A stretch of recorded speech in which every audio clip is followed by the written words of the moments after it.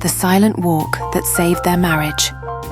They had fought before, words thrown like daggers, voices rising, love shrinking. He knew this road, the yelling, the blaming, the silence that came after, cold, unforgiving. But this time, he paused. His fists weren't clenched. His voice didn't rise. His heart still raced, but something in him knew better. So instead of more words, he simply said, "I need a walk."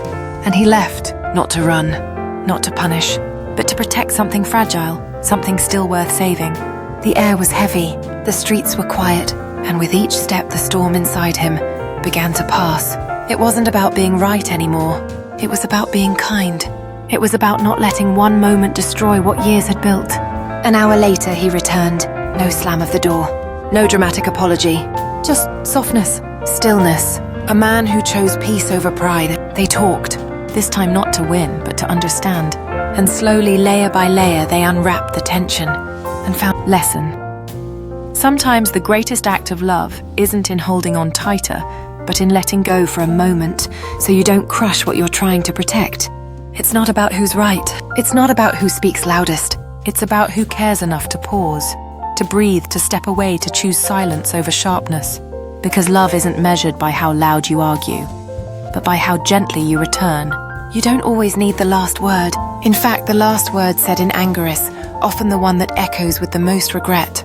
What you need is the clearest word, the calmest thought, the softest truth. And clarity, the kind that heals, not harms, rarely shows up in the fire. It shows up in the quiet that follows, in the space you give yourself to feel without reacting, to cool down without shutting down, to remember that love isn't a debate, it's a choice. So step away if you must, not in anger, but in protection of them, of you, of the us you're still trying to keep whole. Because restraint isn't weakness, it's wisdom. It's strength disguised as stillness. And walking away for a little while is what makes it possible to come back with your heart still open and your love still intact. So remember, anger doesn't always come crashing in like thunder.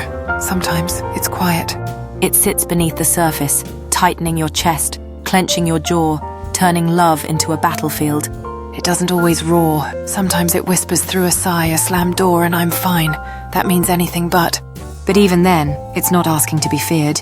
It's asking to be understood, to be felt without being unleashed. Because anger at its core isn't cruelty. It's pain looking for a voice. It's the body begging for space to process what the heart can't explain. So give it that space. Let it breathe. Let yourself breathe. Walk away not as an escape, but as a choice.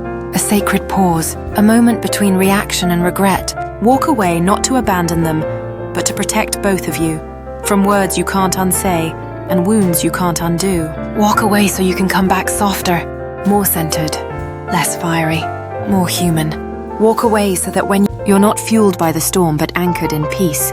Because love, real love, isn't proven in how loud you fight, but in how deeply you care to protect what matters.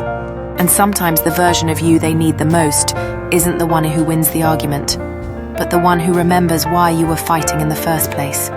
Not to break each other, but to be seen, heard, held, and understood. So pause. Step back. Let the anger pass through you without taking control of you. And when you return, come back not to conquer, but to connect. Because connection, not conflict, is the quiet victory that always wins in the end.